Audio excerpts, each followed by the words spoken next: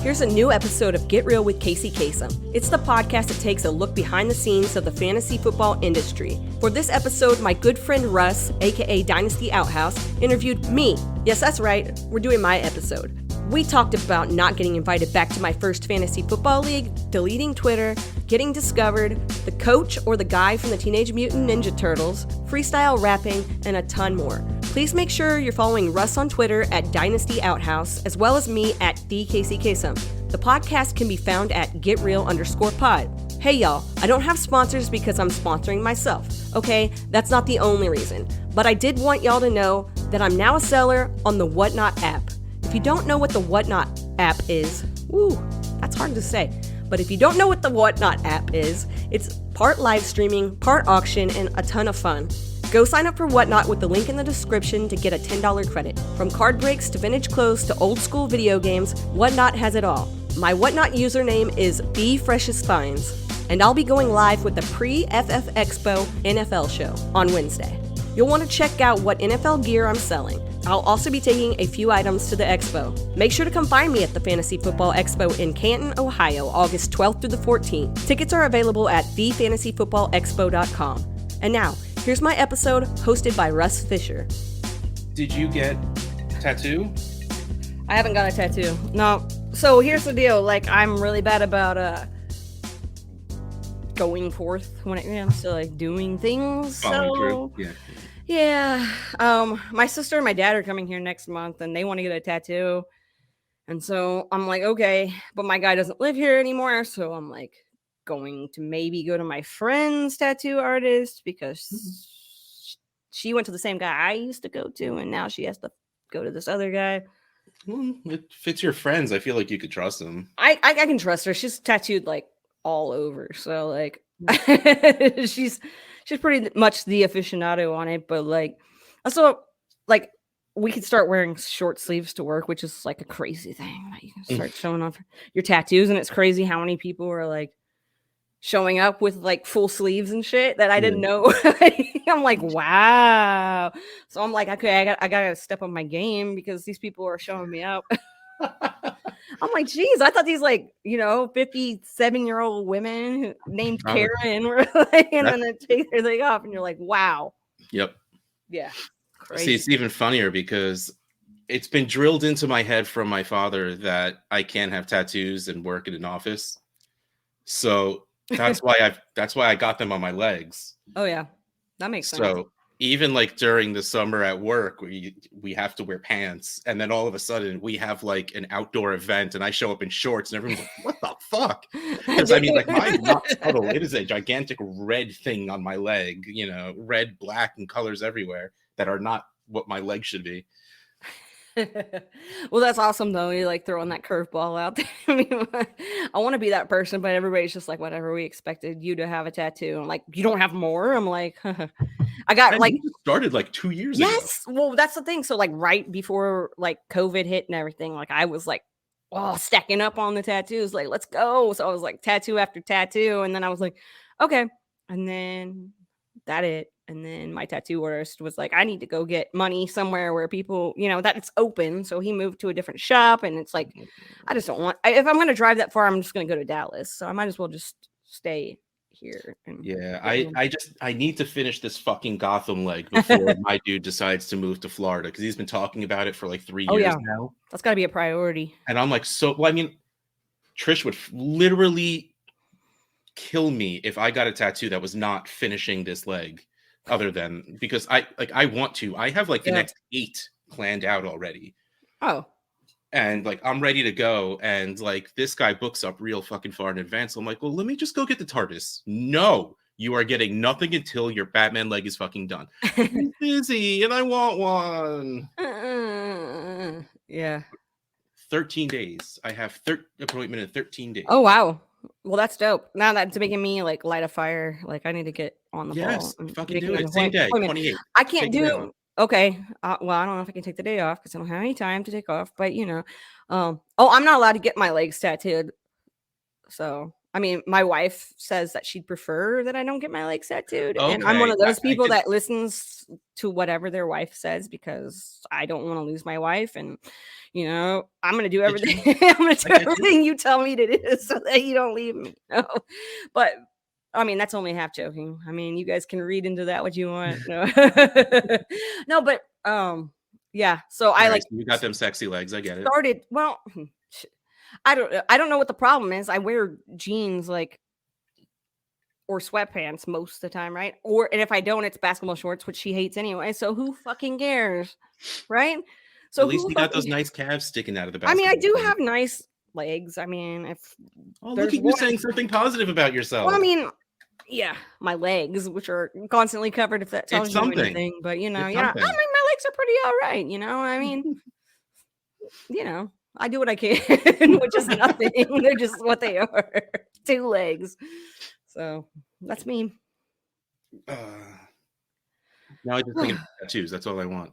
So you're saying you're Tattoos, gonna yeah. because your rancid. You said you were gonna get, and you're wearing the shirt. That's what made me think about it. Yeah, I really do. I need a rancid tattoo, like hardcore. Like that should have probably been before anything else they have on me, but I am very particular about I don't like their font. I don't really like their logos and It's stuff.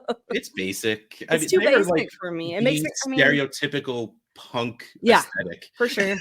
I could just get the punks, like the PUNX, across my knuckles, and then I'll just be rancid punks, and we'll just go with. I'm sure if my wife doesn't want me to have leg tattoos, I don't think I can have knuckle tattoos, but I have been begging for years to get the wedding ring tattoo Oh, really? because, well, I fatted out of my wedding ring, Okay, I've been so there. it doesn't fit me, and it's been since the pandemic. I gained a good 60 pounds pretty quickly, Yeah.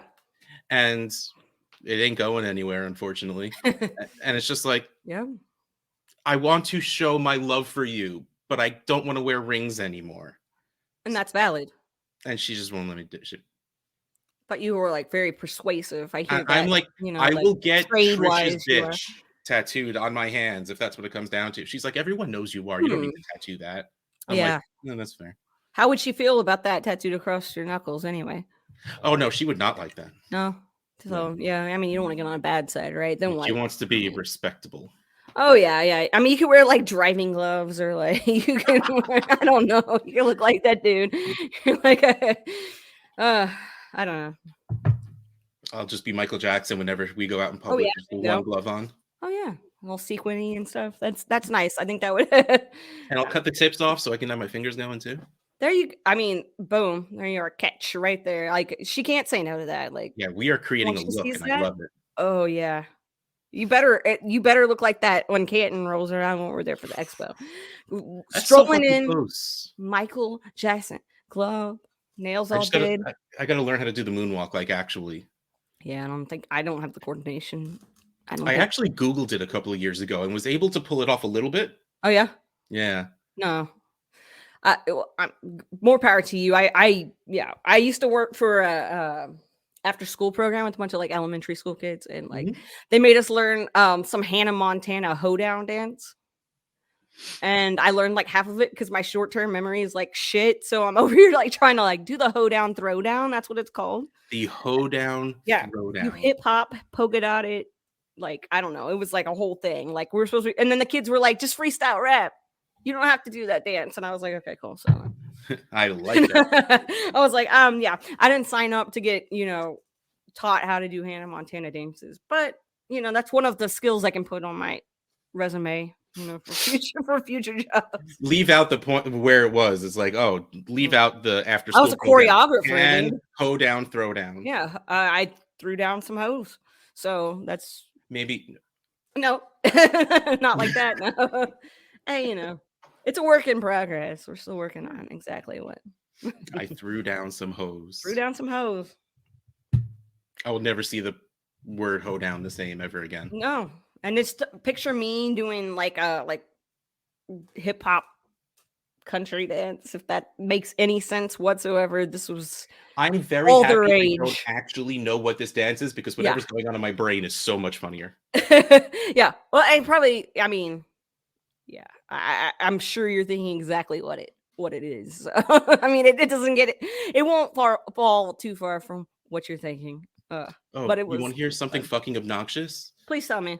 Someone somewhere played Cotton Eye Joe for my 7-year-old daughter, and that's all Mhm. she wants to fucking listen to. It's funny that you bring that song up because we were just fucking talking about that song. Like, But first yes, of that is all, like a hideous song. It's like, I was like years old when I found out what that song was actually about. what is that song actually about? I don't even fucking know. STDs. Oh, is it? Oh, well, then that's a great song for children to be singing. Cotton Eye Joe is like I think it was like gonorrhea, like a Oh, slang term for that. Where if it wasn't for Cotton Eye Joe, I'd have been married a long time ago. Where did you oh, come from? where did you go? Yeah, Did it just clear up? You didn't have to go to the doctor? You just yeah, I good? guess it's not always showing, and then all of a sudden the symptoms come back. Like, Boom, yeah, it's there. I mean, I'm watching Veronica Mars right now for the first time, and watching it, yes, so good. so STDs were like the first like 2 seasons. I was like, okay. So Oh, it's that one of shit those is shows I'm glad like I didn't watch with my like dad and have like some uncomfortable conversation, but no Cotton Eye Joe talk. And I no. learned something new today, so thank you for educating me. That's what I'm here for. I'm here to teach things. Great. I hear you teach if you don't know. I don't. What's that saying? Those who can't do teach. Teach. Okay. Well, that's why I have a podcast where I ask people stuff because can't do. So Listen, miss, I've been learn. interviewing people for like 2 years, and now me, who has never interviewed anyone before, has to come on and do this. Doing better than me. Mm, at least shit.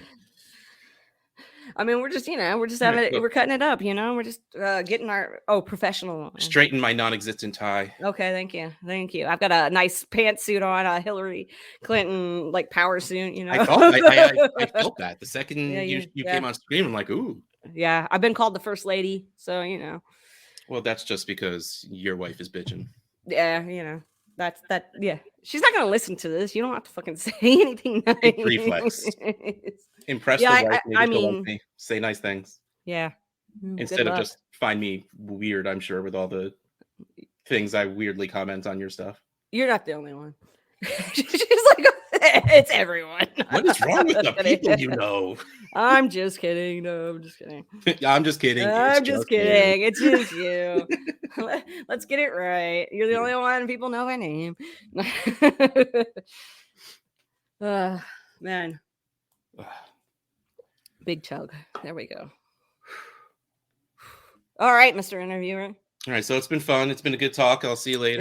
Yeah. So it's a great, this makes it easier to put podcasts out. It's just keeping it short and sweet. I hear these right. Like 15-minute podcasts are like the way to go. It's like we've been planning this for 2 years, and I think we've pulled it off. I think we have. It's taken a while because you're so used to like podcasts being like 3 or 4 hours long, so you don't know what 15 minutes feels like. But, I literally don't. I remember the first episode we did of Dynasty Wall Street was 27 minutes long.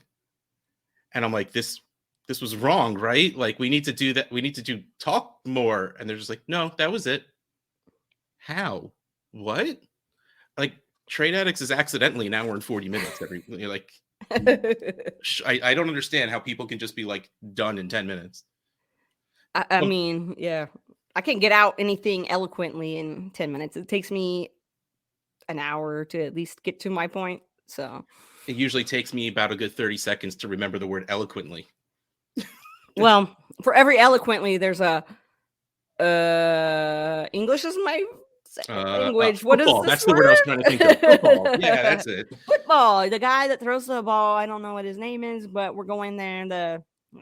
That's always fun. The Nickelback. Yeah. That's Okay. Yes. Oh yeah. My wife's favorite band. Okay. Not really, right? Is it really? I would never marry somebody. Yes. I think that might be in there, and it's disappointing.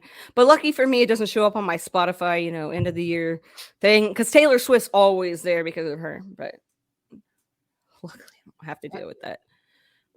Anyway, this isn't a Nickelback podcast, but if it was, it'd be your favorite Nickelback podcast. It would literally be my favorite Nickelback podcast if this was. Okay. Just making sure, because this is also my favorite had to have one podcast, by the way. Your favorite My Podcast? Just in general. Kacey's in general. Oh, Kacey's in general. Do you know any other Kacey's that have podcasts? No. Does Kacey have a podcast with JoJo? If podcast existed 30 years ago, maybe. I think they should get back together and do that. It's all this nostalgia is seriously, that's right all the now. 90s are doing right now. Yeah. There's even they made a 90s con. There's a convention just of people that were in TV shows in 90s. That seems like a dream. I want to go. It's working. Yeah. Give me some TGIF and hook me up. I'm good. No. No. Meeting people's weird to me. You don't like meeting people. Well, meeting you was awesome, but I used to go to comic book conventions. Okay. And you meet these people that are just amazing. Especially you're in your lower 20s. You're meeting these people that aren't much older than you, and you've been reading their comics for 5 years already. And you're just literally equate these people to rock stars because you're a huge nerd. Right. And you get up to this line that you've been waiting in 2 hours for. You have this sketchbook, and they're going to draw you this picture back then it used to be for free. Now it'd probably cost you $200. But yeah, it would. But the biggest problem was it takes time for them to draw something. What the shit do you do for that 3 minutes? It's just hey, long line, huh? I'm really good at not making eye contact with people. I know if they're drawing, they're not really making eye contact. So then that would be a little scary because it's so literally I meet people and it's just you're really good at what you do and I like what you do. Right. And then I'm out of things to say. But the cool people are the ones that try to have a conversation back. Yeah, they're not. I like those people. You're hoping comic book nerds are good at making conversations, and that doesn't always go well. That's true. But I don't know very many people that are good at making conversation. I'm trying to think of the last time I had a good conversation with somebody I was standing in front of. I don't know. Well, speaking of 90s, okay, you watched Animaniacs. I did, but probably not as much as most kids. The guy who did the voice of Yakko, Rob Paulson, he did voices in still does voices in everything. Yeah. I went and I saw Animaniacs live, where it was him and the dude that wrote a lot of the music, and they just did a lot of songs and everything. And I waited in line to get his autograph, and he was the nicest human being ever. And he was so appreciative of every person there, where I actually gushed, and it was weird for me. I didn't mean to do it, but I'm just you pretty much voiced a lot of my childhood, and I kind of love you for that. And he's that is so insanely sweet, and I appreciate that. And I'm I appreciate you. But usually, it's just oh, yeah, hey man, you want me to sign that? Yes, please. Yeah, can you? Please. Yeah, you're right. Meeting people is pretty awkward. I would say for every 10 people that are assholes or don't help you out or just ignore you completely and just sign it and go on to the next one, you get that one person and you're oh my gosh. I've had so many bands and shit that I'm just fans of because they were nice to me, not because they were talented, just because you took the fucking time to actually remember my name and talk to me and be hey, the last time you came to see us and shit. So yeah, that shit's cool. I've never been to a comic book convention or anything like that because I know 0% about any of that shit, which is crazy that you and I are even friends. But yeah. I'm the lame-o. I don't know. You could, yeah. I know about as much about any of that stuff as I knew about trading or drafting. Says the person who has many draft boards hanging behind her. Yeah, those are my own. This is my home. These are my home drafts. They're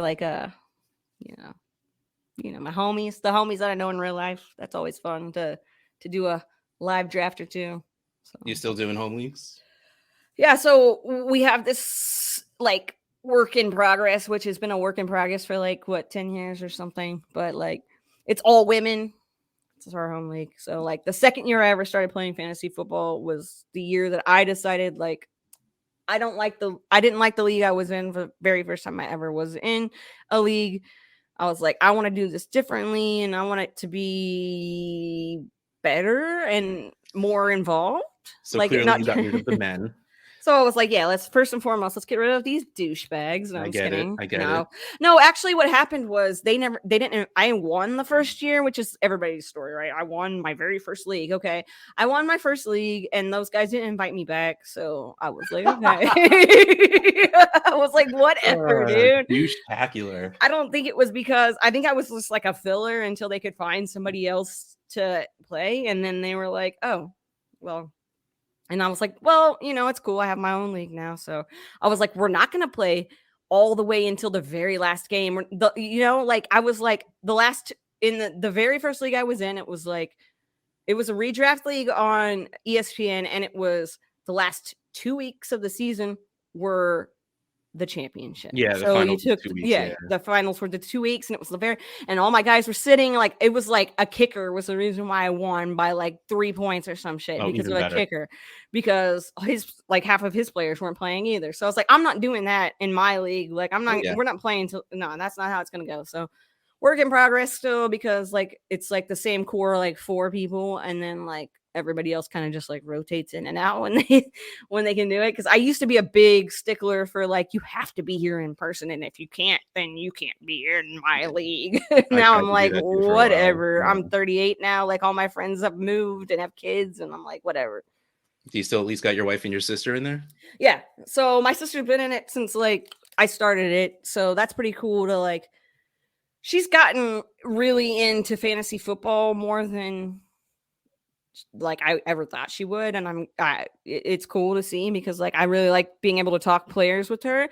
And my wife is just like, she's so smart when it comes to like doing the research and stuff. Like I'm more of a gut feels kind of person, and she's like better at the whole, and she enjoys that whole looking into things and stuff. So like it's always like it's either me or her that are like battling it out, to be in the top 3 or whatever. And yeah, so they're both in it. And we actually, my wife and I were in a family league last year. Well, it was eight people, 8 teams, but like, and I'm like, 3/4 of the league were under the age of 18. And it was just like the like very first pick that the kid took, Sarah's cousin, was a kicker. I can't even remember who it was because his dad was like, oh yeah, you should take this guy. He's really good. I think it was like Tyler Bass or something, but he's like, oh yeah, he was good though. I mean, dude, I think the dude ended up, like second place or something. So I was like, good for you. Maybe he's got something. All right. Yeah. I mean, maybe you should take a kicker first. I would love to see it happen, but I'm not going to be the one that does it. But yeah, so my sister, a couple of my best friends are in it. My wife, obviously, Katie Flower, she's in it. Amy Garcia, if you guys know who that is. Yeah.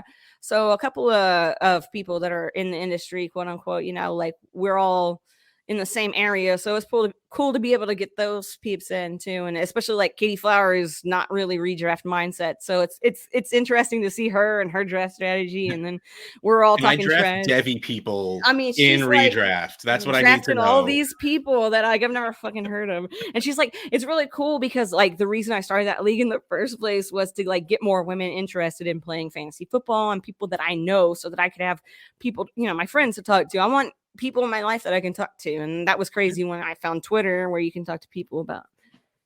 But like just it's the way that it's grown and the way that I've been able to get like my friends involved, and then Katie Flower coming in and teaching. It's the teaching stuff is really cool. And she's like, and now like my friends know all these players because Katie's like, oh well, this guy in college when I went and saw him or whatever. I'm like, shh. But how did you find your way into Twitter? I mean, I don't know. The biggest, I honestly, so I would probably say like I listened to a lot of podcasts when I first got into fantasy football. I listened to the Fantasy Football Magic Man, I think it was who he was, and then there was like there was Her Fantasy Football, and there was a bunch of those podcasts too where it was like when you were listening to him, because like nobody knew how to podcast, right? Yeah. And so it was like they were underwater or in a stadium somewhere. And but no, that was kind of like, hey, follow us on Twitter, right? They would be like our handle. And I already had a Twitter. I had gotten a Twitter just because I was like, I'm gonna be cool and hip. I got a Twitter in like 2006 or 7 or whenever Twitter first came out, right?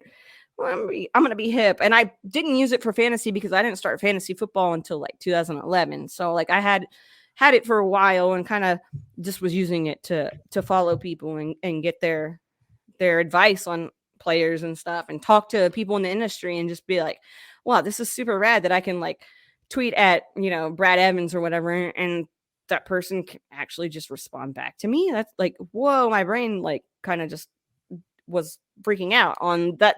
There was a place where I could actually ask these questions, and I had been a part of like communities before, but not something like this. Like I was a moderator for a message board back in the day for Good Charlotte. Like I was this Good Charlotte. It was like their fan club. I was whatever. And so like a big deal for a long time. I was a big deal for a long time, right? Like I was in church, homies, and like all this stuff. But it was cool because I was interacting with all these people and I got to meet people from the message board in real life. Like I went to concerts with people and all kinds of stuff. Very and that's cool. The same kind of stuff that's happening now. But like on that message board, like even one of my good friends is from England that I met on there, and she stayed with me. Like she's come to Texas and stayed with me. Very cool. Right. So that's really fucking dope. And she met my dad. Like it's just crazy how like this works, right? You would never think that like when I was a kid and the internet first started, you never think that like something like this would even be possible. And now I stumbled into Twitter, right? It was probably around the time I got into the Scott Fish Bowl for the first time. Through Her Fantasy Football, because I won a contest with that podcast. And I think that was probably the biggest thing of jumping me into the fantasy football Twitter, because like now you have all these people you're competing against that are all like-minded and all have the same hobby and passion that you do. And so start following more people like Gabe Gearing, like the very first Scott Fish Bowl I was ever in, like him, Jason Tran. There was like a bunch of people that like are still my homies now. And it was just because of something like that I kind of stumbled across it. Were you Kacey Kasem from the very beginning? So yeah, I was Kacey Kasem from the very beginning, which is a gift and a curse, I guess, because like some people know who Kacey Kasem is, but now I found that more and more fantasy football people are like 23 and they don't know who Kacey Kasem is, or they think my name is Kacey Kasem or Kacey Kasem or whatever. Nice to meet you. Hello. Yeah, I've always been Kacey Kasem. So like probably my freshman year of college, one of my friends gave me a nickname when I was hanging out all the time with Kacey Kasem, because we're old and we know who Kacey Kasem is. Yeah. And it kind of stuck with me, and that's been my nickname forever since I was like 18 or whatever, right? Or whatever. And I always been that, and I was like, yeah, I'm gonna be Kacey Kasem, and then I was like, all right, I'm gonna continue, and that's just who I am now. It's my identity. People know me, call me Kasem, and I'll respond. So much like an outhouse kind of thing where you're like, hey, what's up? If you had a magical Twitter time machine, would you still be Kacey Kasem from the beginning? Okay, so yeah, probably not. Because I think it kind of hinders me if I was, I like it for what I'm doing. If I was trying to do this like as a full-time thing and I was like trying to be somebody in the industry that was like a big name or something, like I wouldn't want to be like, hey, I jacked Kacey Kasem's name. Probably more than likely. But I don't know. And when I first got a Twitter, it was at Kacey Kasem. And then I was like, Twitter's stupid. And I deleted it. And then whenever like, yeah. And it was like right when Twitter first started. And so if you deleted your Twitter account, that handle was like taken, even though it didn't belong to anybody anymore. So I couldn't get Kacey Kasem back. It was just gone. And then somebody ended up, when they opened it up, ended up taking it or whatever. But I got the Kacey Kasem because I was like, okay, that's second best, whatever. And then no. It is better. You are the. I have to be Kacey now. Kasem. So that's the whole story behind the whole "the" and everything, and it's really confusing too because my parents decided to be assholes when they came to like naming me. I asked my dad about it. He just said he wanted it to be difficult, but like no, there's Casey Musgraves is the only Casey I know that spells their name like I do. So Did they specifically say difficult or unique? no, I don't even know why they spelled it the way they did. Honestly, I have no idea. Like it, I couldn't tell you. I know Casey Jones was like a big deal at the time, like the coach or Yeah, the guy basketball from the coach. Ninja Yeah, Turtles. yeah, They the wear the guy from the hockey Ninja mask. Turtles. That's who I'm Mhm. named after. Yes, yes. So honestly, if I at one point I was like going through my parents' stuff, like they had I don't know if everybody's parents were like this, but they had like a chest that you could open and it had like all of our stuff from when we were kids, right? So like our teeth, because if you're listening to this, I'm not going to spoil, no spoiler alert, but like our teeth were in there, which is kind of Yup. creepy. That is Like how I learned letters, there was no tooth fairy. Yeah. letters to Santa and all that stuff. And so, I saw a piece of paper that had my mom's handwriting on it and it was Cassandra Royer, like over and over. Like that's how she was spelling it, like CA, and like doing the cursive and trying to Yeah. see how thank God. I like my name and I don't know if I would be a Cassandra or if I'd go by like Cassie, but I'm okay with what I am. Yeah. It's funny though, because my parents set me up for disappointment where my brother and I, there was two prerequisites for our names. It needs to be able to be shortened, which they both succeeded. Yeah. Russell, Okay. I go by Russ. My brother's Douglas, only goes by Doug. We hate our Okay. full names, only go by the short ones. Hey, that's my My, dad's name. Okay. Anyway. my dad's prerequisite was it needs to sound good with doctor in front of it. Oh shit. And I'm like, you screwed up, Dad. Yeah. But the psych major who ended up going into accounting and the English lit major who ended up going into finance, neither of which come close to having doctor before their names. Ugh. Dr. Outhouse just has a ring to it Doctor though. out. Shit, I'm Dr. gonna make that Outhouse. a sign or something. Yeah, you Doctor do. outhouse. You Yeah. really do. Like the doctor is in. Doctor is in. But No, but you say you have a league with your friends and everything. yeah. Do they know what you do? Do they know you have this? Do they know that you are kind of a big deal in fantasy football community? Kind of a big deal. I am kind of a big deal, but not a huge deal. But a big deal, yes, they do know that I'm kind of a big deal. I love it because a lot of my friends I've known for a really long time, right? Mhm. Since like elementary school. And they think this is the coolest thing ever. And I'm sure they think that I'm like a bigger deal than I am. Cause like when I wrote for the fantasy footballers and told people that, like people were like, they know who the fantasy footballers is. Like a lot of people do, even if you're just a casual fantasy football player. Like when you Google fantasy football, they're one of the first things that comes up. Yeah. So yeah, my friends know this, and it's like pretty cool though because they kind of pushed me into wanting to do this. They were like, "Hey, we don't want to listen to you talk about fantasy football because we don't know what the fuck you're talking about, right?" That's not really how it went, but like they're Look, it's kind good of for you to do that. We just don't want to be part of we it. just don't want to be. But like, yeah, I've got like it's really cool. And like last year, like my sister's one of my really good friends, and she's probably gonna be listening to this. So hey, you were supposed to help interview, but Yeah, seriously, you you're were supposed to scared. be here for this. But whatever. Maybe we'll cut her in at the end or some part two when I interview her and Russ comes in. But anyway, no, like my sister came to the Fantasy Football Expo last year and was Mhm. like her jaw dropped to the ground. She was like talking to me about how crazy it was that people like would come up to me and be like, "Oh my god, hey Kacey," and all this shit. She's like, "Oh my god, you really are like, it's crazy to see." And so all my friends are like, when I tell them stuff, and like like our homie Tom Everett Scott, being able to talk Mhm. to him and stuff, NBD. like Yeah, yeah, right there. No big deal. no big deal, no big deal. And so like that kind of stuff. So they think that's really cool too, because they know who that guy is. So they're Yeah. like, oh shit, this is and when you say like Matthew Berry, like being able to interview him, same thing. So they know about it. And like I got invited to a league last 2 years ago, and it was some random ass league that my friend was like, hey, my friend needs somebody. Okay, cool. And they all knew I was involved in putting out fantasy content. Mhm. And when I ended up doing really shitty in that league, it was like everybody was like a total fucking asshole to me. So I was Mhm. like, whatever, dude. I don't even know you guys, but okay. So there's that. But like my actual friends think it's the fucking coolest thing ever. Like that I'm able to take a hobby that I like and and kind of make it big. Well, how did you find your way to writing into for the fantasy footballers? Well, so I originally was like not going to put out any kind of content anywhere at all. Like I was a fan for ever. Like I don't want to put out the content. I want to be the person that's taking in everybody's content, using everybody's content against them. Okay.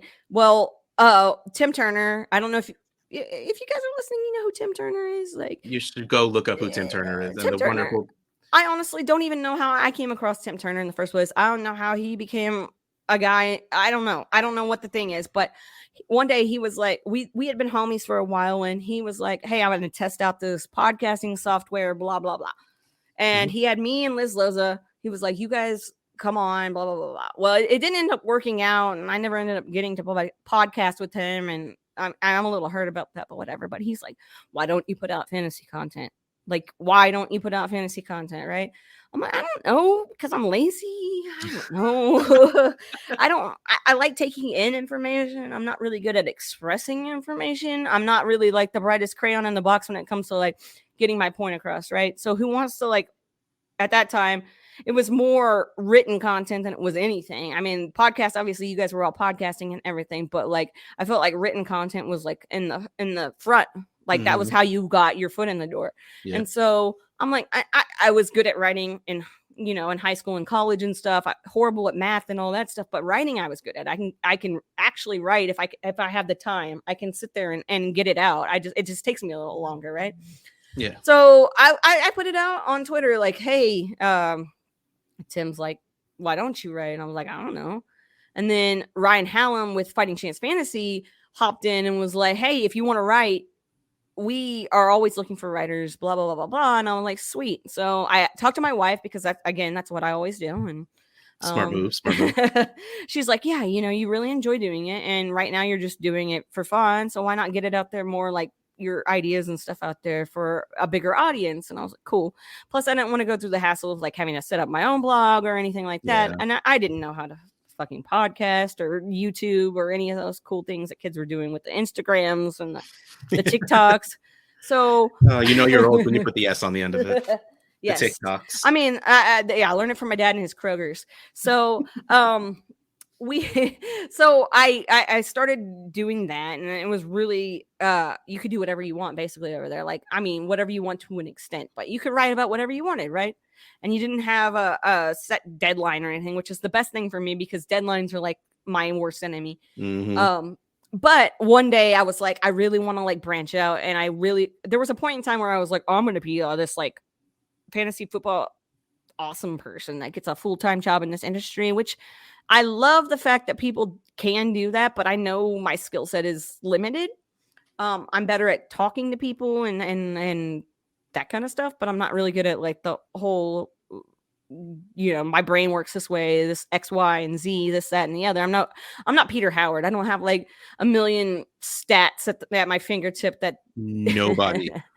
Not even Peter Howard is actually Peter Howard. I'm like, what is this chart? So yeah. So, but I was like, I was in this point where like I get in these moods where I'm like super confident about myself, which is probably some sort of mental thing that I'm going to find out about. But I get in this, like, I'm super confident, super positive, and it was around the time where I had, decided I really want to focus on this. It was COVID and everything else. I have the time, really want to focus on this. And so I had seen, I'm going to tell a secret to you right now. If you guys are listening, just you and me. Nobody's listening. Yeah. Probably. So I was what happened to that confidence? Come see us. It's not that time period in my life right now. Oh no. So this is, I always like to get the scoop. I always like to get the 411 from people. And here we go with me. I was like, I'm going to do this full time. Right. So I got in this like hyper focus. I'm doing this full time kind of thing, which whatever. And so I started searching on Twitter just to see if any kind of like jobs, any kind of, keywords, blah, blah, blah, blah. And I saw that someone had sent a message to somebody else on Twitter saying, like, I heard on the Fantasy Footballers that they're looking for writers. Now, I knew that wasn't a full-time job, and I was like, that's okay. I love the Fantasy Footballers. I met them before. Like, they're really cool people, and that's a podcast I actually listen to, right? And I like the brand, and I was trying to get my whole brand built up, and I feel like Mike Wright and I have, like, a lot of the same, like, musical interest, and, like, he's just a cool dude. And I was like, okay, I like feel like that is a cool group of people to be a part of. And so I just kind of like submitted an application in and didn't think anything of it. And a little bit later, a couple weeks later, I got a message on Twitter and a DM with all the guys. Andy, Mike, and Jason were like, congratulations, blah, blah, blah, blah, blah. Go update your bio, So you're just having a normal day. Yeah. And you get this bling on Twitter, and it's just like you've been entered into a DM with Andy, Mike, and Jason. Oh yeah. So I'm like, what the yeah. Like, what does your brain do? So okay, so like I honestly thought like I'm not gonna get selected because like I'm sure a ton of people heard that message. I didn't even hear the message on the podcast because I don't always listen to the podcast as great as I should, right? Oh, yeah. So I don't always finish the podcast if I'm at work. So I thought, okay, there's a ton of people that probably have already applied to do this. I'm not going to hold my breath. And to get put in that DM, I remember it was after lunch. I was at work and I saw my phone, do the little, light up thing. And I was like, okay. So I go in there and like, how are you supposed to work after that? Right. Like I did to any employer listening to this podcast at the moment. Absolutely, I did. Yes. I was like very even diligent. more like diligent with my work and getting to it. And because I was so pumped. But no, when I found out, like I couldn't stop shaking. Like I was like, how did this happen? Like I get it. Like they are just normal dudes. They're all totally cool. And I enjoy all they're all awesome dudes and they're just normal. And it was cool to be able to talk to them because like after a second, I kind of composed myself. They were like, when we saw your application, we were like, hey, we recognize you because we met you before. Dallas had a really shitty fantasy football thing going on. That was not a fantasy football thing. It was like selling you vacuums and hot tubs. But that's another story for another day. I mean, hot tubs. Okay. Okay. So it was like a really shitty event, but like I met them there because they were there and I asked a question, a really dumb question about like guys over 30 that they thought were like deals at the time. Did and Larry hitting on them talking about guys over 30. Yeah, they were like stuff, and I was like, "This is my wife right here." And she's like, "Hi." No, they brought up Larry Fitzgerald, and at the time it was like an obvious duh. So I was like, "Why'd I ask that question?" And I was like, reverting back to like 5th grade when I asked a question at like the science museum about a volcano, like when do volcanoes happen the most? And they're like, well, tectonic plates. And it was like shit I already knew the answer to. So it was like a whole flashback to that, to just like feeling like I'm dumb. But they were super dope. And like Mike had like the same, the Vans, the checkerboard Vans. So that was a conversation. I had the Scott Fishbowl shirt on at the time. So we had a conversation about that because they're in it and everybody knows who Scott Fish is. So they told me, they remembered me. So it was pretty dope. Again, going back to like people remembering you and you being a fan of them and stuff because they remember who you are. Like, I was like, that's even cooler that they like remember who I am. And they really freaking remembered who I was. It wasn't like they were just saying that. That's, man, I can't. Okay. That's so you're writing for the Fantasy Footballers. Yeah. You are clearly just destroying your home league, just embarrassing your wife and your knocking sister. It out of the park. I won every year, sure. Yeah, absolutely, always. What then made you say, you know what?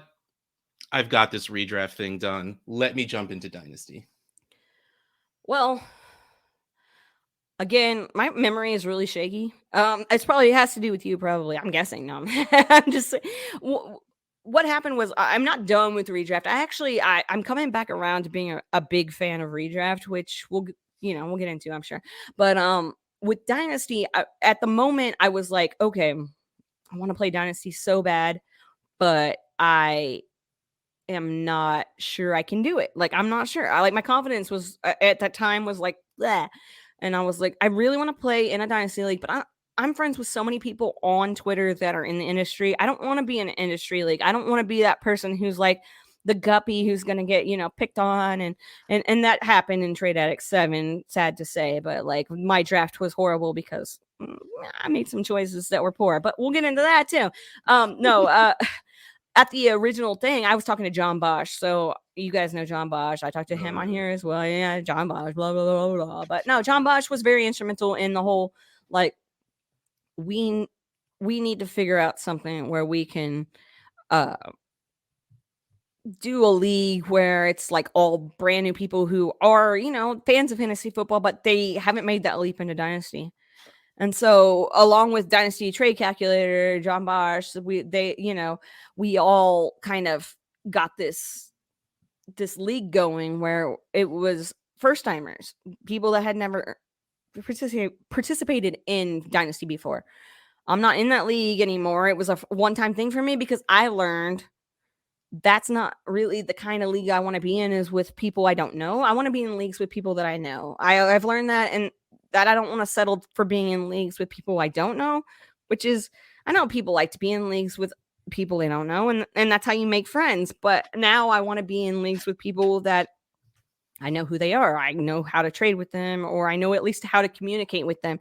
Because some people come off a certain way when they're trying to do trades, and that, or your communication style is different. And I don't want to be in a league with people that I have no idea who they are or what they're thinking, right? I want people that are like-minded. So I finally decided I'm going to jump out of being in these beginner leagues and go into bigger leagues, which don't jump directly from a beginner league to a John Bosch 4,327 rule. I think you're in that league that I jumped in. You're in that league, I believe. I don't even remember. Was in that league. Okay, it was like the good place, whatever. And I was like, you go from like the salary easiest shit, to like this. That's my experience in like a sophomore slump kind of thing, is jumping directly from an easy super, I wouldn't say easy, but like a very easy to learn type of league, like, because the rules were basic.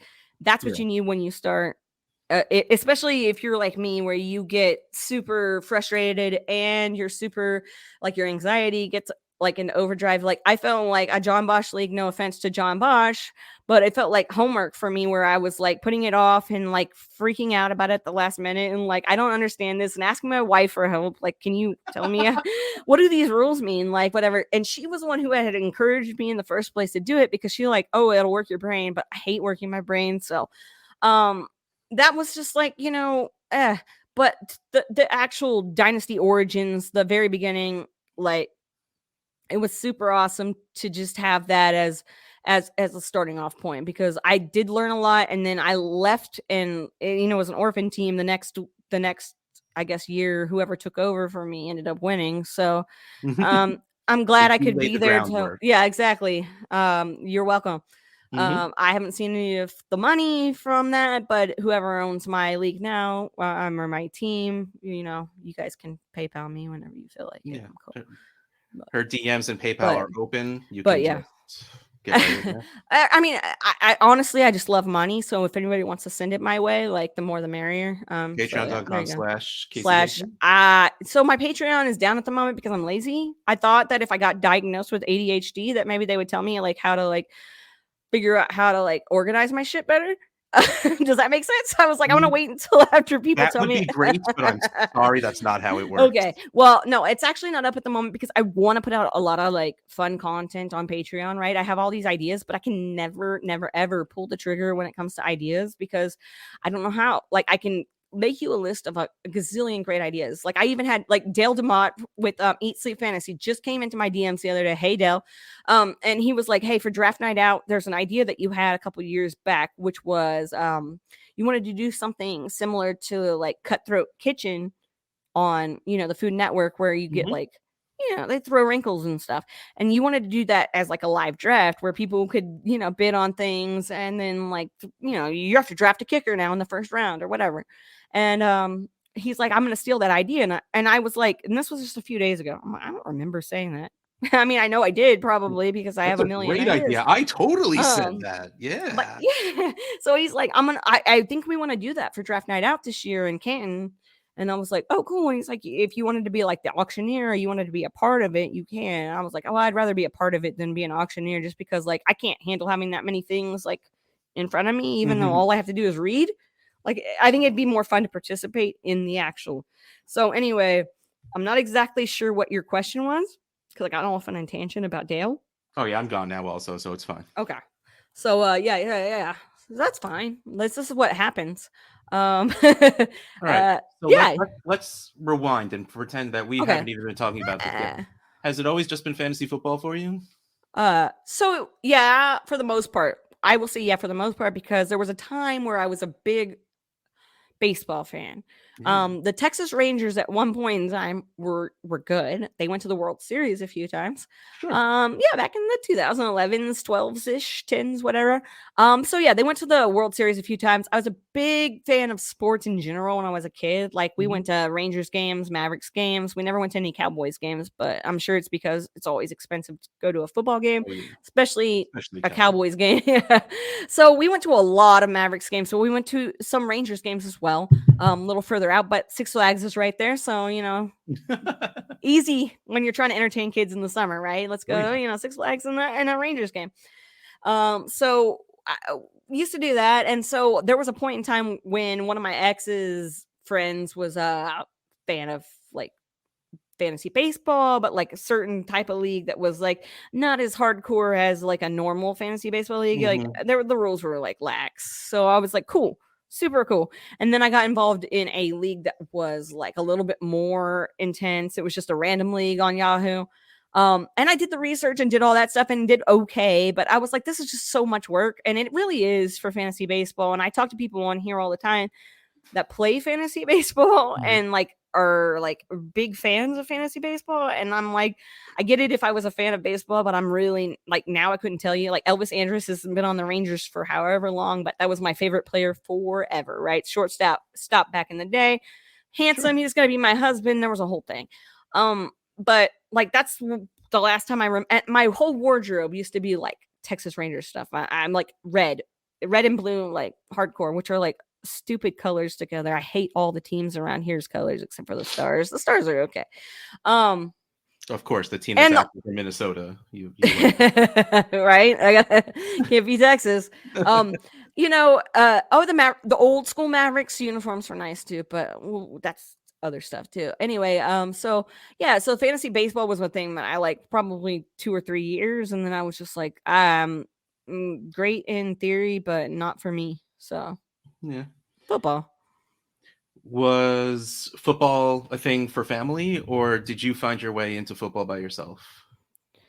It was a thing for family. So I've been in Texas my entire life in the Dallas-Fort Worth area. Born in Fort Worth. I live just north of Dallas now and always been Cowboys fans. My mom was Cowboys fan forever. My dad was an Eagles fan because he's from Pennsylvania. Blech. All that crap. But when he came down to I'm gonna out him to all his friends, but I mean they know now. When he came to Dallas and met my mom, it's like, oh, the lady loves this Cowboys team. I'm going to love this Cowboys team. And now he's like a huge Cowboys fan. He like turned over right in the right time frame. And like they had that, I don't want to say he jumped onto a bandwagon, but he got in on the right time because like, the Cowboys are of the, the 90s, the earlier 90s, definitely was not old enough. I am old enough to remember going to Super Bowl parties, but I'm not old enough to really remember like I should. Yeah. But always been a Cowboys fan. The turning point for me, like I started becoming like even more of a Cowboys fan, more independently of talking to my parents about it. Like I used to be a all the time thing with my parents, and then we kind of like went our separate ways, and then my mom passed, and then my dad moved up to Pennsylvania, so we would talk about the Cowboys games. But like Tony Romo coming in at halftime, taking over for Drew Bledsoe will always be like that moment in time where like my fandom for the Cowboys just became like crazy. And I know not everybody's a fan of Tony Romo, but like when your team has been doing what they have been doing, and then Tony Romo steps in, and there's like a glimmer of hope. Like I mean, that's kind of magic for you, right? That's like a turning point. So I'm surprised more teams didn't sign Drew Bledsoe so he could just get hurt so they can have the next great quarterback come play. I'm telling you, my thought process exactly. I was like, isn't this Like, he went to the interesting? Bills, but just never got hurt. Otherwise, Yeah. Josh Allen would have been there like 2 decades ago. Yeah. Just saying. I'm just, yeah. That makes sense though, right? So you found your way into football, fantasy football, into writing. What made you want to make the jump into podcasting? It kind of felt like me writing was fun and everything, but I felt like I'm better at talking than I am writing. Even though I might be better, or we'll use the word eloquently again, but I might be better at writing eloquent words on paper, but when I actually speak, I just tell it how it is. And that's kind of what I like to listen to when I'm listening to podcasts, is people that tell it how it is, and they aren't just, no offense, I love the people that tell me everything I need to know and give me all the stats, but I'm not that person. So to be able to like go on a podcast and be like, hey, this is who I am, and people can actually see that's who you are, right? And when you're writing, it's harder to like kind of show who you are versus like actually putting out audio or visual forms of stuff. And so I just wanted a podcast, and I was like, okay, what do you do when you want to first start podcasting? I want a podcast about fantasy football. Okay, everybody podcast about fantasy football. Okay. I'm sure I can bring something different to the table, right? I can think outside the box if I really have to. So I connected with one of my friends that lives around here, where I live now, that I've known forever. And we decided to do a fantasy football podcast, and that really didn't take off. It was one of those great things. first episode, though. I mean, so I had a great first episode. You can't go wrong with, having good guests. I mean, if you guys want to go back and I mean, I don't know. I don't want to give somebody too big of an ego, but I mean, they were pretty great guests to have, especially, no, I like interviewing Russ as my first, or talking to Russ as my first person on a podcast, because it's always good, in my opinion, to start off with somebody that or at least have some sort of relationship with, that you can feel like you're not talking to somebody that like gonna super intimidate you. No offense to you, Russ, you don't intimidate me that much. I do not want. I laugh at people who have the slightest hint of intimidation towards me in any way, shape, or form, because I am terrified of everyone and everything. But I mean, you have reason. It's a terrifying world out there sometimes. But when I started podcasting, I think everybody when COVID first started had all the free time on their hands again. Yeah. I really I had just gotten a laptop to write like a better laptop, even though it was a piece of shit that was broken all during the very beginning. Your luck with laptops. Oh man. I'm telling you, I don't have good luck with laptops. I think we need better technology than this shit. I just need to be able to think it, and it's there, and everything's fine. But we're not going to get that crazy, because I don't want people to come up with conspiracy theories that have to do with me and like chips in people's brains and stuff. If it makes our life easier, plan. Go for it. It's fine. But so I was doing my podcast with my friend JJ, and he's a super dope dude. But I don't think that having, I think it's two things that kind of like derailed that for me was, or maybe more, I don't know. I'm really bad at this whole like planning things out thing. So JJ and I were on the same page, but like it's content that has to be out right away, and like I feel like both of us are busy people, so having content that needs to be out right away is hard to get out right away. And so I was like, okay, well, maybe that's not the best thing. I don't want to put out some like sort of podcast on rankings, and then like somebody gets hurt, and then like we don't put this out for 3 weeks, and then, or like Cam Newton gets signed somewhere, or like anything like that. Such a random example that is just not a random example that's not all. even, I mean, we may or may not have had a guest on that like called in, and it happened, but the podcast didn't, so like whatever. But no, so I'm kind of one of those people that never liked doing group projects in high school. Like I always like to be the person in control. Even if I suck, I want to be the person that sucks because I suck, not because everybody sucks and I'm just a part of that. So I want to take ownership for it. And I was like, okay, well, I want to do a podcast, and I love to talk, right? It's just something that I like to do. I think that I like to ramble. So I was like, I want to do a podcast, and I kind of want to like actually talk to people and like kind of get to know more people in the industry, because I feel like it's important to kind of get to get a bunch of different viewpoints on things, because everybody's learning style is different. That's what we're always told. And it's actually true. And to hear people tell you kind of like shortcuts or like advice that they wish that they would have gotten and things like that, I was like, this is perfect. And I remember listening to like Matt Harmon when he had his podcast, Backyard Banter, back in the day. I used to listen to that all the time when I was cleaning. Like that was my go-to podcast. People have like, that was my go-to podcast. And I was like, I kind of want to do something like that. Maybe not exactly that. I don't want to be the person that jacks somebody's style, but I want to do something similar to that's kind of like a, let's get a behind the scenes kind of, and also give like tips and tricks and kind of just make it a fun thing, which I'm trying to do. And so I kind of talked to Matt. Matt said was like, oh yeah, you'd be perfect for that. It'd be super dope. You should do that. And I mean, he didn't say that, but super He dope. was very close. Very close to super dope. It's probably more like that'd be very cool, but yeah. You would be the perfect person to take on that kind of show. Yeah, exactly. It was a very complimentary thing. It was very complimentary, and I was like, look at you remembering this stuff. But yeah, like look at you. Yeah. Because somebody was like, oh yeah, and I wasn't trying to jack anybody's style. And anytime somebody asks me if they can do a podcast similar to mine, I'm like, first of all, I don't know why first, yeah, right. Why are you asking me? I did not invent interview podcast. Like, honest, not my invention. I did not invent this. So no, you didn't invent it. Exactly. You perfected it. Oh, well, thank you. I appreciate that. I'm still trying, but we're getting there. We'll be there very soon, I'm sure.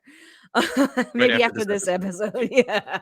But yeah, so that's what I decided I wanted to do, kind of go down that path. And I kind of like threw the idea out to you and kind of told you, I wanted to do like Get Real, because like fantasy football's fake, and you were like, oh yeah, and then it kind of leaves it open-ended for if you want to like branch out to talk to other people besides people that are just in fantasy football, then you always have that as a fallback plan too, or if you want to branch out. And totally would be cool. I've talked to like Tom Everett Scott on here before, and like he's not a fantasy football industry guy per se, but like it was still cool to be able to talk to somebody and talk to him, somebody that likes to play fantasy football and enjoys it like I do, but also is like in super dope movies and stuff. So so being able to do that, I was like, okay, that's what I want to do. And so I was like, Russ, you're gonna have to help me, because I've never done this before in my life. I've guested on podcasts. I've never actually like had my own podcast. Like, this is a big deal. So here, that's the perfect lead in, because it's really funny. Ever since you started doing this show, you always ask the specific question, what is a piece of advice you wish you got before you started? And I always thought it was very funny that we knew I was going to be interviewing you one day. We've had this planned ever since Forever. the end of episode 1. Yeah, we did. At some point I was going to come on and interview you. And I always laughed at the idea that, because like you said, you came to me and you're like, how do I do this? Yeah. So what's one piece of advice you wish that I actually did give to you before you got started doing this that I did not give? You gave me a lot of really good advice, but I'm the type of person that gets flustered very easily. I remember Matt Harmon, when I had the episode where I interviewed him, my internet connection was really shitty. And so I was a little flustered, because I was like, shit, I'm gonna have to edit this. I don't want to edit this. Russ doesn't edit. I don't want to do this either. But like, it was so choppy, and I was so scared that like it wasn't gonna come out the way that I wanted it to, right? But like StreamYard's pretty good about making sure that it stays fluid, even if somebody's internet connection drops. Mm-hmm. But I kind of wish that, so I don't know who it was that told me at one point where they're like, I just connect my Ethernet, like boom, boom, it's plugged in, blah, blah, blah, blah, blah. And I've been doing that. Not more like I wish somebody would have told me that, because not everybody like is that crazy about their internet being shitty, but my internet is very shitty. So my tip is just to make sure that your internet connection can handle, like, if you're going to do something, especially if it's live. If it's not live, it's not that big of a deal. Yeah. Especially if your guest knows ahead of time, like, hey, my internet's sometimes shitty. But if it's live, like I've had instances where I couldn't be on people's podcasts because my internet wouldn't connect, and I didn't have anything to connect into, like, hardwired, boom, into the, so that, but like most of the stuff you told me was like, and I guess at the end of the day, like, Russ told me, one of the things that Russ did tell me, like, is to come to him if I had any questions. Like, I wasn't bugging him to come to him with questions, right? And I think that's important for people, was to, like, if you're confused or you're concerned or you're just not sure how you want to do things, but you know somebody that's seasoned in it and you know somebody that's good at what they do, it doesn't hurt to at least reach out to them. You can reach out to multiple people and kind of get multiple, viewpoints. But if you have questions, the only way you're going to get better at things is to ask those questions. So, yeah, Russ did a great job. And he probably has the best internet ever. So he didn't even think to be like, your internet sucks, D. Look, I tried. Okay, so let's say now someone slides into your DMs and is just like, look, yo, how you doing? And after that awkward conversation, but they're like, no, look, I want to start a podcast. Okay. What's the one thing? What is the one piece of advice you would give me before I go on my path? Like I already bought my mic. I already have my StreamYard. So we're not talking any of that stuff. We are talking straight up metaphysical, in the ether, not hardwired anything. Like, what's the one piece of advice you give to someone that is getting ready to get out there? I'm going to sound like a downer. No, I'm not going to sound like a downer, but at the end of the day, you're doing podcasting for yourself. You're doing it for fun, right? You're doing it and you want other people to listen to it. Sure. You're not going to get people that are listening to your podcast at the very beginning. It's going to take a little bit of time and it's going to gain traction. Don't get discouraged at the very beginning. If you look and you have 10 people that listen to your podcast, or you have 15 people that listen to your podcast, because that's going to grow. And especially if you're somebody like me who has a podcast where it's specific to specific guests, people are only going to tune in sometimes. They're like, I do this where you only tune in when somebody you like is on the podcast. So that's what's going to happen, right? You're not always going to get a ton of views or a ton of listens on something that you put out. You just have to know that if it takes hard work and you're not always going to feel like putting out the content is worth it. You're not always going to feel like people are appreciative of it. We always feel like that. We don't always feel like that. I can't say we as a whole, but I feel like that a lot, right? Not enough people are listening to this. Well, but it's super dope when somebody slides into your DMs or sends you a message or whatever and says they got something from a podcast that you put out. Like, okay, somebody actually, you have an actual person to that listen, right? You know that somebody actually listened to it. So don't be discouraged at the beginning, because I know not only me, but people have talked to me and been like, I only have this many. What should I do? Just keep on putting out the content and the views will come, the listens will come. That's good. I like it. Okay, so I'm trying to think. What are the questions that you ask people that I have? Okay, no, I remember what I haven't brought up yet, because you brought it up before, and I tried to be cool. Like, I remember you said at one point, like, you write things down to remember to go back to them. I did not do that because I'm not the seasoned interviewer that you look at all these notes from the last one I did where it's circled and stuff, because I'm fancy. It's not fancy. Look like a Unabomber notebook, but I mean, it says live drafts. English major Scott Fishbowl, fans Jordan Cameron. So I mean, it could be anything. That's the secret, everybody. Jordan Cameron. That's the secret right there. Yeah. Okay, this is the hard-hitting question. Yeah. Did your ability to freestyle rap come in handy while you are podcasting? Now, I'm not saying do you actually freestyle rap while you're doing, but the ability to, because I feel like freestyle rap is being able to think on the fly, right? Right. It is being able to just go. Is that, do you tap into that piece of your brain while you are actually recording? That's a great question, because actually, now that you say that, I'm kind of thinking about it. When I get a question asked to me, I think about it and I start talking without actually knowing how I'm going to finish the sentence that I'm saying. And that's how it is with freestyle rapping too, because I start a freestyle, start the first line, and you have to think of something for the second line that rhymes with the first line's last word, right? So you're like, okay.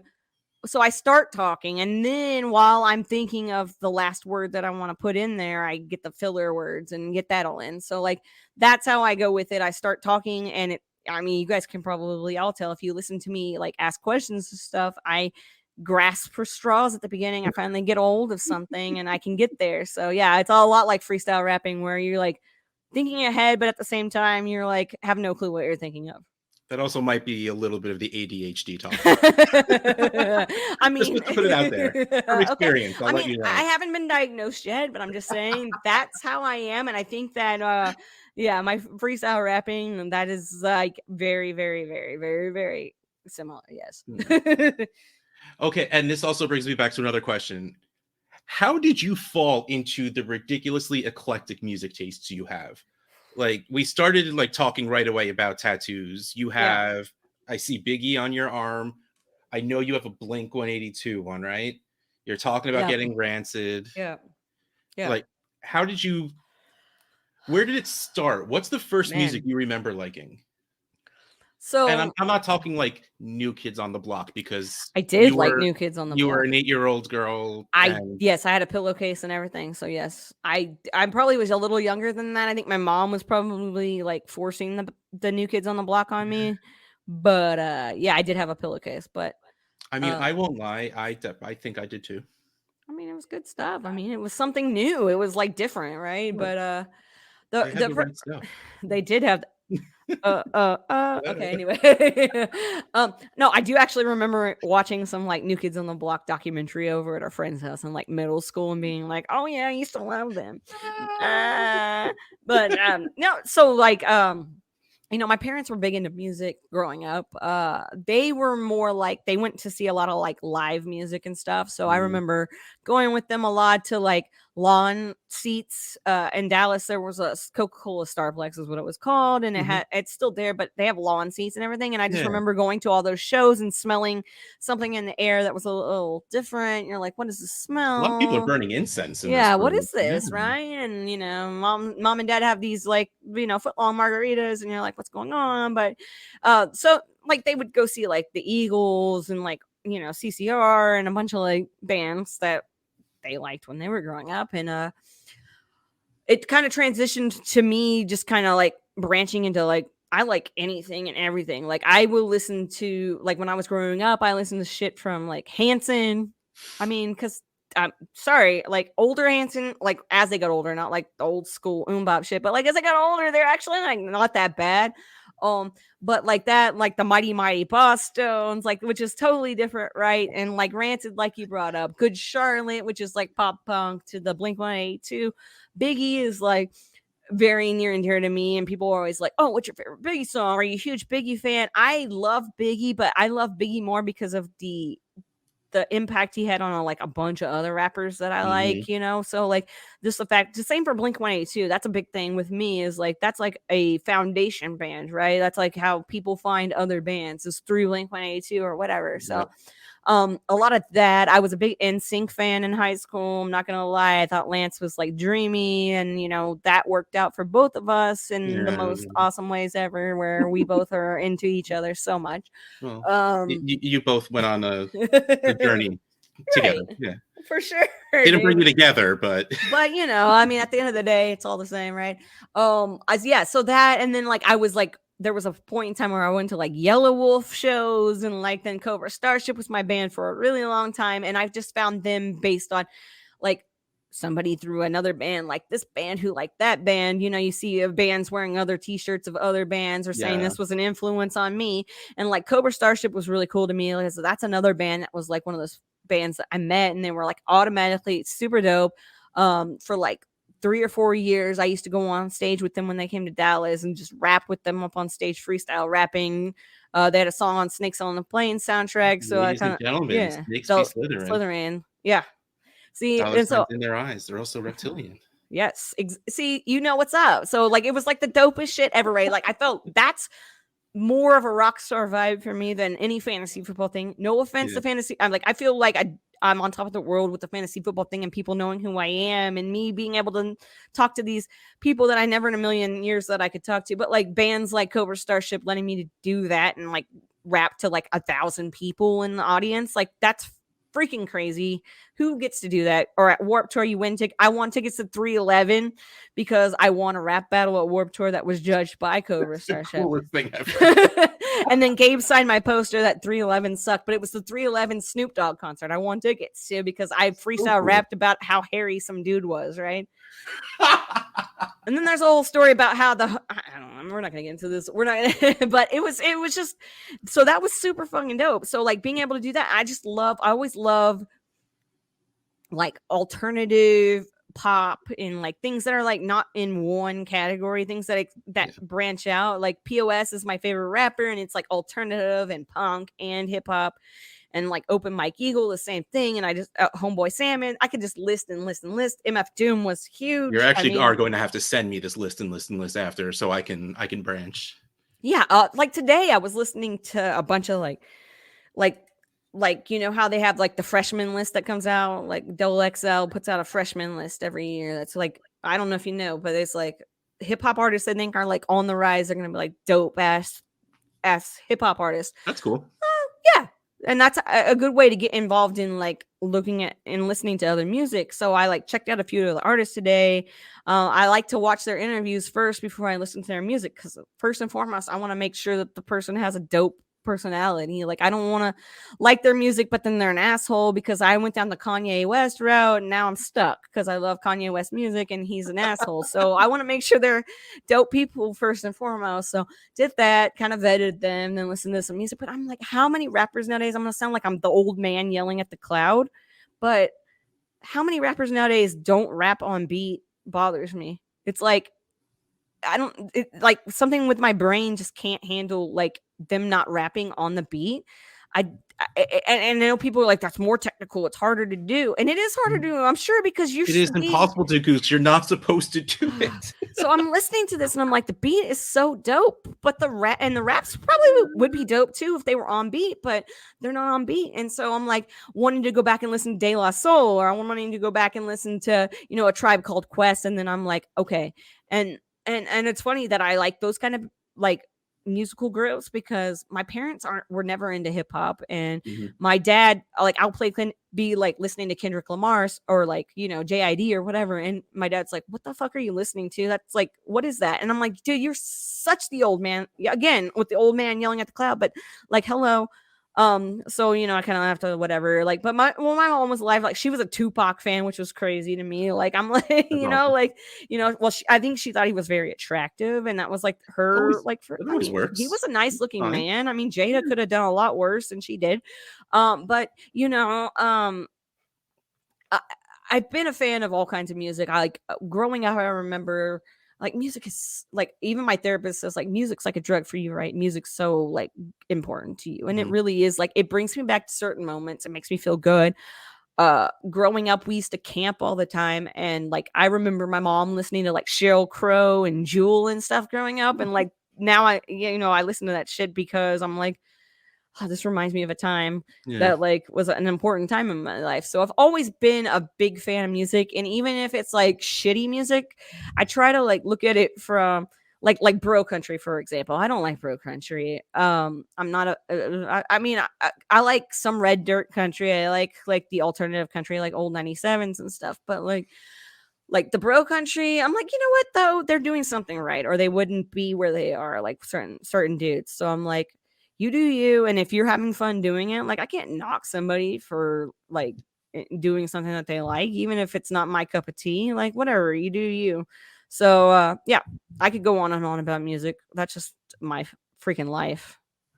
And if it's your life, you should go on and on. I want to ask you the worst question ever. Oh, it's God. Like when people ask me like, what's your favorite movie? It's like, right on. What? Yeah, I know. Like, give me a time, a day, a mood, and I can probably tell you what my favorite movie is at that point. 100%. That's exactly how I am. What's your favorite band or favorite music group? I never know how to word that, because to me, I'm a rock guy, so the word's band. But what's your favorite artist? Yeah, I will go with band, artist, everything. Like Rancid is my number one overall. Like I finally got to see them last year. Like it had been a long time coming. I'd saw the Transplants before, like, and I've seen, you know, Blank and everything, but like finally being able to see Rancid is like my number one band. That's cool. You answered that a little easier than I thought you would. I'm not gonna lie, I'm a little upset about it. I mean, it does change often, but I think Rancid might be the like one that doesn't ever move. It's like stuck. Like 2, 3, 4, 5, 6, 7, 8. You know, all the top 10 they change, but I think Rants is always up there in the number one spot. That's cool that you have that rock that keeps you. Okay, wait. Oh, okay. So I have some of these written down. I like it. I got like because I wanted to make sure to ask you the questions that you specifically always ask other people. What's it like to watch football with you on a Sunday? Oh, Jesus. So if you're my wife, you fall asleep because you don't want to fucking deal with it. In another room, so he's with you. Yeah.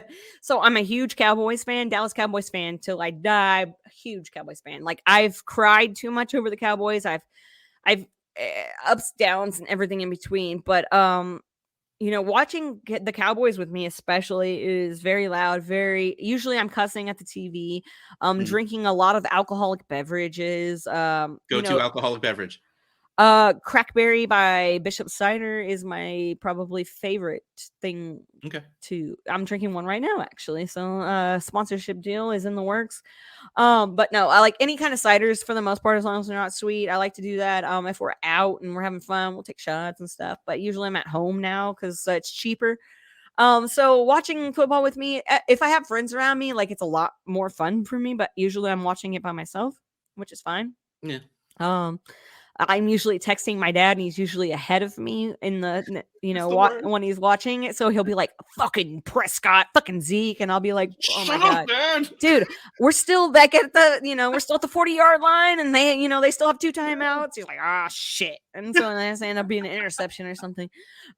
So yeah, that is the worst. That is the fucking worst. But yeah, I'm pretty, other games, I like to watch other football games, but I don't often get to, based on the fact that I don't want to pay to watch other football games. But no, during the season we pay for Hulu Live. I don't think we're doing that this year. If you guys want to give me your suggestions on what you like, I was thinking maybe YouTube, but you guys tell me.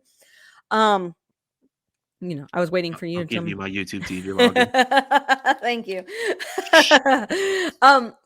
I had YouTube TV for a little bit.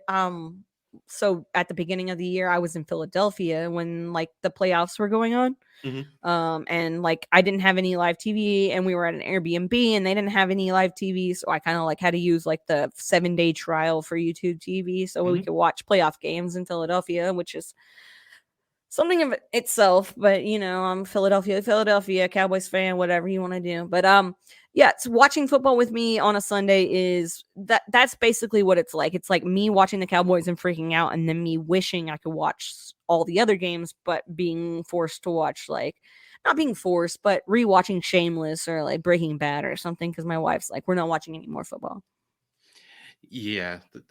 So it's Cowboys, or like what do you on bye weeks? Do you watch other games, or do you just not watch football on bye weeks? Man, it totally depends. Like, I like to watch football when the Cowboys aren't playing, but usually I plan for those weekends to like do a lot of stuff, like get all the stuff done. Because this is a weekend for you, babe. Let's do whatever you want. Yeah, exactly. I'm like, hey, did you know that this week's a bye week? Guess what we get to do? Like, we get to go to Home Depot. Yeah, exactly.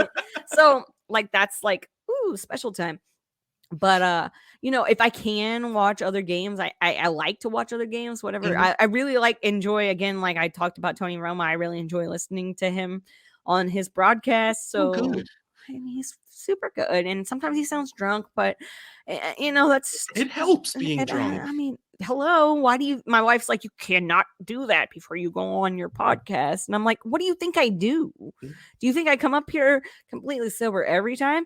You guys can tell which episodes I've had a few alcoholic beverages and which ones I haven't. But yeah, so it does help. But yeah, if I'm gonna watch football on a Sunday and it's like I get to watch it with the Cowboys being off, I'll just try to tune into the CBS broadcast where Romo's doing his work. Represent. Good for you. Stick with the man you love. Yeah, forever and ever. I love him. That's my other husband. It was Elvis Andrews and it was Tony Romo. So there you go. Every decade or two, you get a new man. Yeah, and it's good. Just don't tell your wife. It's fine. And she doesn't care. I mean, she'd probably be cool with it because I mean they're making all this money, right? Like, hey, I've told my wife. Thing. My wife works with this man who is, first of all, insanely gorgeous. Yeah. And insanely rich. like 2 weeks ago, I'm like, start laying the groundwork now in case I die early. Just go for it. Yes. Like seriously, flirt now if you have to. It's fine. So exactly. Oh yeah. I mean, you're gonna be well off, and Yeah. I mean, whatever. People are gonna be like, "Is she being serious? Is Russ being serious? Are they being serious?" Well, Russ was insanely serious. Like, I mean, give my kids a figure it good out. life. I mean, I don't have any kids, so you guys figure that one Give out. your But puppies my a good life. dogs need to have a great life, and one day when I have kids, which I mean, TikTok, right? Oh wait, I'm not gonna actually birth them, so it's Just okay. take one of mine. It's fine. You can have them. Okay, I I'll think let that you might choose. actually work out. It's probably gonna be a lot cheaper and less time consuming than adopting a child. So yeah, Especially in so. Texas. Yeah.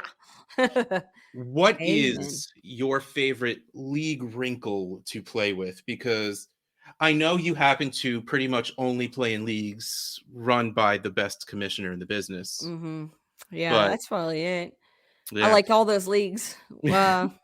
Any league where Russ is the he can be I the wasn't going to commish. name So. names, but you said it. I mean, all my leagues, all my dynasty leagues are Russ commissioned. So what are you gonna do? But if you Favorite. were to start a league right now, Yeah. that I would end up running, because I'm sure you have no interest in actually I running another don't league. want to run a league. I don't. What would No. but what would be one thing you would want to be in a league that you were to just start right now? It's freaking crazy. Like, so if I was to answer this question, if you were to interview me back in the day when you I'm wanted to interviewing right interview now. me, I know, but if you were to interview me back in 2020 or whatever, 2020, yeah, like I knew you in 2020.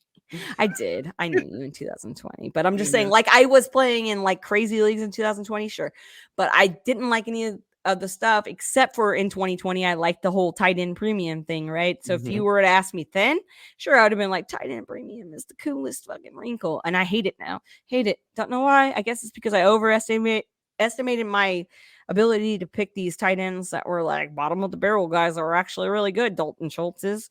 So Dalton Schultz is awesome. I know, but like, I mean, what are you gonna do? There's only a couple Dalton Schultz out there. For every Dalton Schultz you have like who was the guy I was thinking of earlier? Zach Sudfeld. Remember Zach Sudfeld? Nate Sudfeld was the quarterback, Quarterback. right? His brother was a tight end, right? Yes. For the Patriots, and Yes. everybody Yes. hyped his ass up. I was like the biggest tight end, like woo woo, that's the dude right there. Get that guy.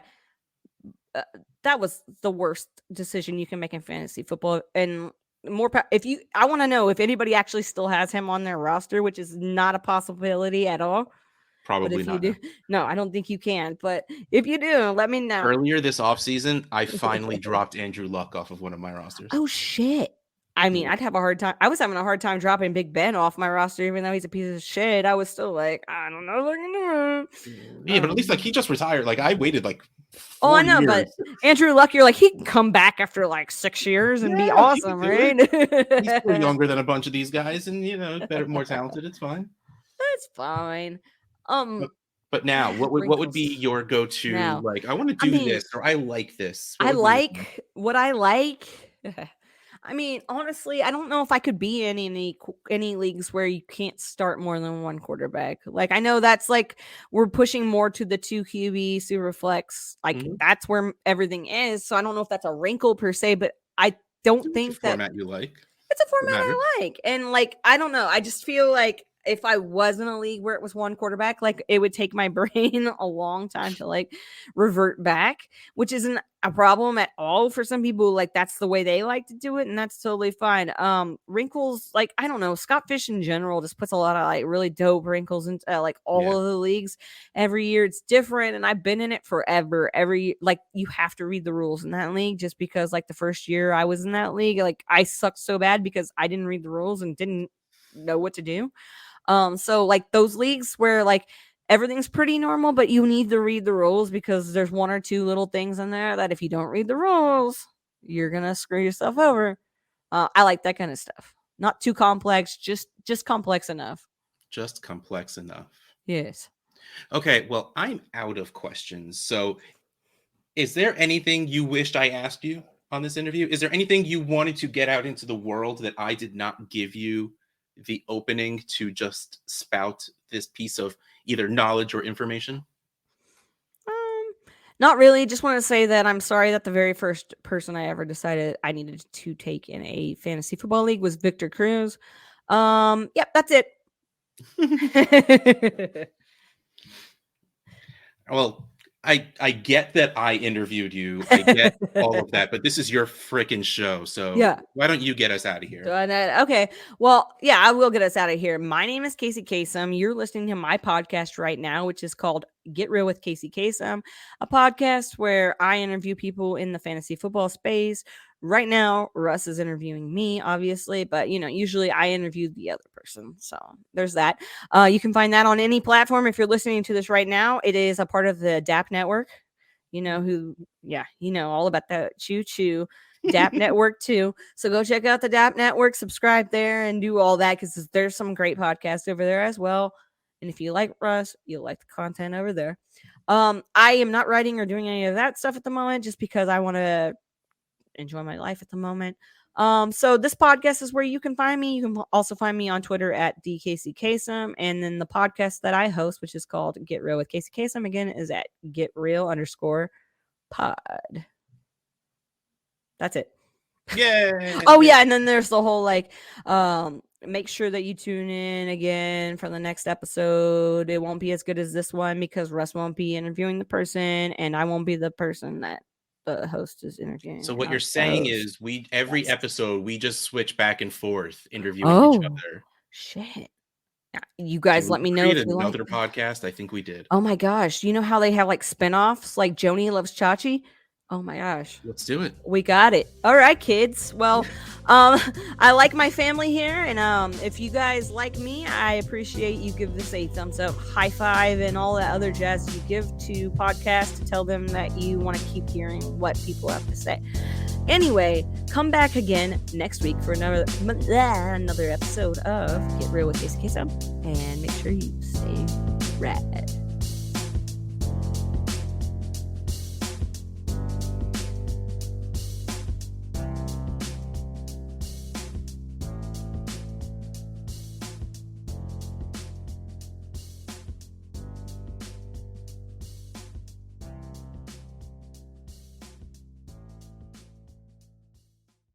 This is also my favorite podcast, by the way.